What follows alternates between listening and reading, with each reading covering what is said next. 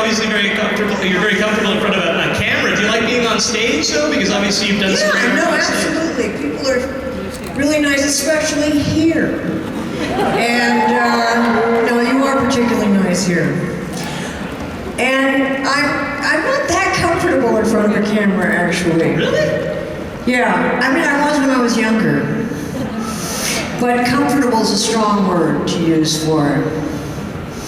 So now, stage is sort of easier because there's people alive there with you at the same time. Yeah. Now, with the camera, you're doing something for later. You know, putting a little message in the bottle and sending it off into the future. And someone else is in charge of how you appear and what you're doing. They put words in your mouth. So we've got 4 microphones out in the crowd. We've got great volunteers, mic runners. So if you do have a question for Carrie, please just pop up your hand, and they will find you. And let's go right to the floor. The young gentleman. Hello, sir. Oh boy. Hello, Miss Fisher. You can call me Carrie. On an interview with Mark Hamill, I heard that some fans of Star Wars sometimes ask him weird questions that he doesn't know the answer to. What, Mark doesn't know the answer? That's awesome. What is the weirdest question that a fan has ever asked you? Wow, that's a good question. And that's not it. Well, I've been asked a lot of strange questions, a lot of times having nothing to do with the film that I was in, like from other Star Wars films.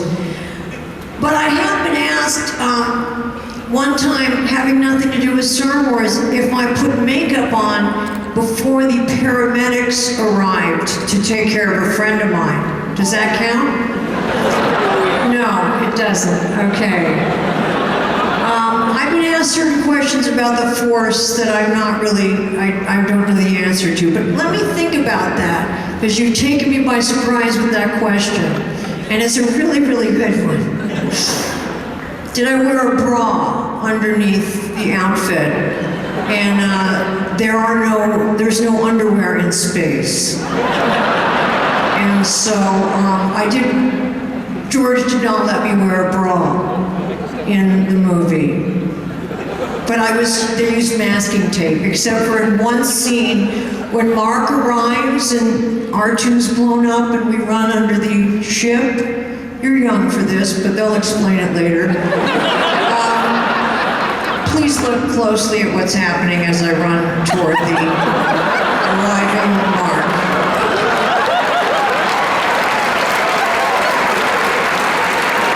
You will always remember this convention.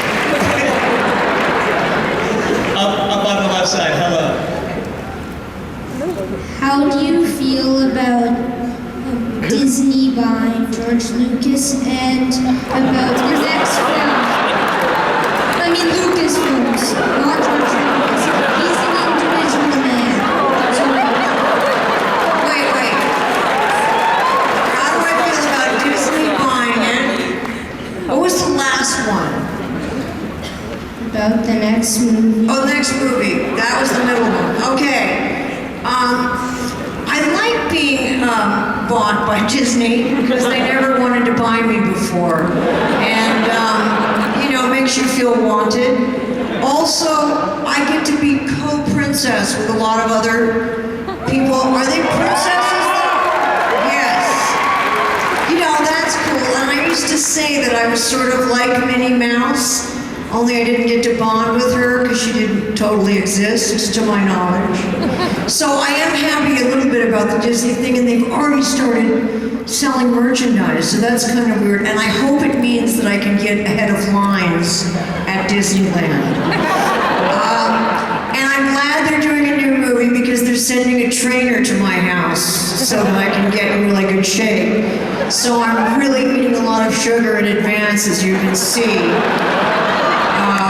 So that by the time I really get down to it, I'll have eaten everything.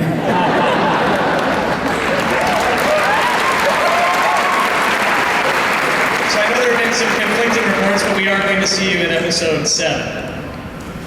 I hope not all of me. On the floor. Hi. Have you been to Balzac? Ballsack. Zac with a Z. What? Balzac with a Z. No, I've been to Dildo, Newfoundland. And I have signs that say Dildo, Newfoundland all over my backyard. But I don't remember being in Balzac yet. But now that you mention it, I'm heading there right after this.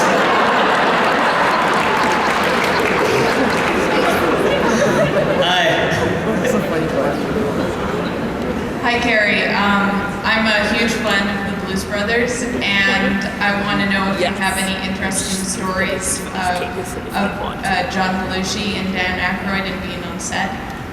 Oh, do I have any interesting stories? Well, let me see. Oh, I choked on a Brussels sprout while I was in the trailer with Dan. And he thought I was laughing because I was like that. And so he realized I was choking and he saved my life like Dudley Do-Right. And then he asked me to marry him. And I said yes, because what if that happened again, you know? And he used to tell me a lot of stories about Canada. John, they called it the black hole in space because if anything got near him, food, alcohol, its cousin, women, whatever, it disappeared. And let me see, one time I saw him smoking, and he finished smoking and he went, I'm lunched. And that's really all I remember. And then I woke up and I was here. Is that okay? Oh, and John put mascara on for the scene when we had a kiss scene. And was singing My Best Friend's Girl on the set. So there you go. You've done such amazing work since the last Star Wars film. You were in Return of the Jedi. I think about When Harry Met Sally, Hannah and Her Sisters, The Burbs, just a lot of fun movies that we as fans look back on fondly. Do you have a favorite film after Return of the Jedi that you look back on most fondly? I had the most fun on the movie The Burbs. Yeah. We shot it in the summer. I don't know why. It was fun because the cast was really fun. And every now I see Tom Hanks and he calls me his summer wife. And we just had a really good time. I used to go on the set on my days off. And that's saying something. It was fun to watch. Up there, hello. So Han Solo was my first crush, and I need to know, how good of a kisser is Harrison Ford? Well, see, here's the thing. There's a difference between screen kissing and live kissing. Harrison doesn't like screen kissing. And I believe one time he put an oyster in his mouth and... Not with me. He just told me about that, so I behaved myself. So not so great on screen, but we were playing spin the bottle once and stuff, and he was better.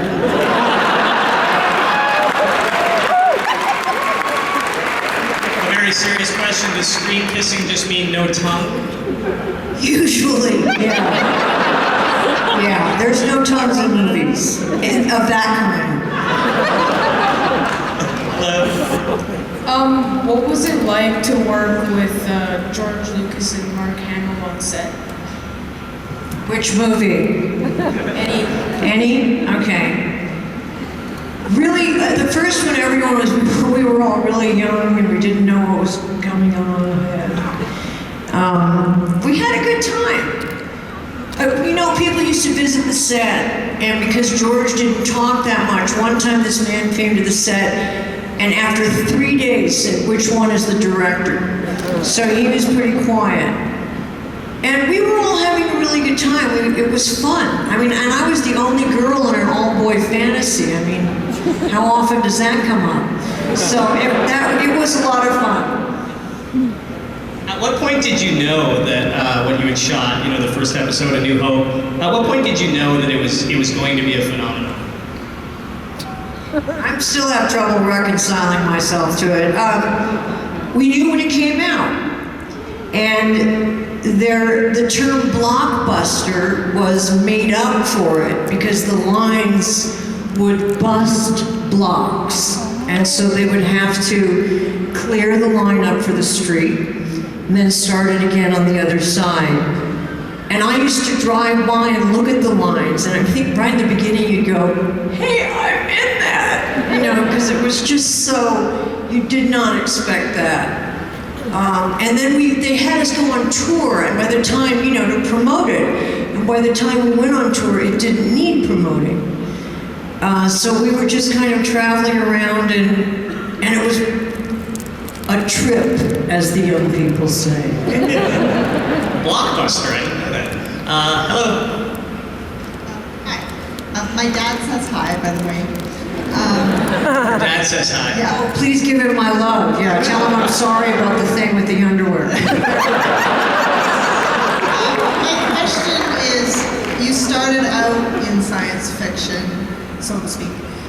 Your career has evolved through many different things, especially into writing. Have you ever considered writing science fiction? Ish. Sort of. I mean, not directly. I wouldn't be good at, what I really like about space is what I saw on Yellowknife a couple weeks ago, which is the Aurora Borealis. So I would try to write about that. But I don't feel equal to it, but maybe. Should I? Okay. I'll write about it. The thing I always say is I'm going to write a female planet where it's all shopping and beauty, masks and pedicures and stuff like that. So we look really good when we attack the male planets, where they're just playing hockey and football and stuff. So you saw I read an interview where you said seeing the Aurora Borealis was on your bucket list. I was obsessed. It was my bucket list. So you saw them? I was obsessed with it. Yeah, we did see it. It was awesome. We heard that there was going to be a solar storm. I get notifications, like most people. That means that the solar storm happened and it'll hit the Earth in 2 days. So I heard about it on a Thursday, got on a plane on Friday, and saw it on Saturday. And it lived up to expectations? And I was in Edmonton first and then Yellowknife. Very cool. Hello, on the floor. Hi, Carrie. First of all, I want to welcome you to Calgary.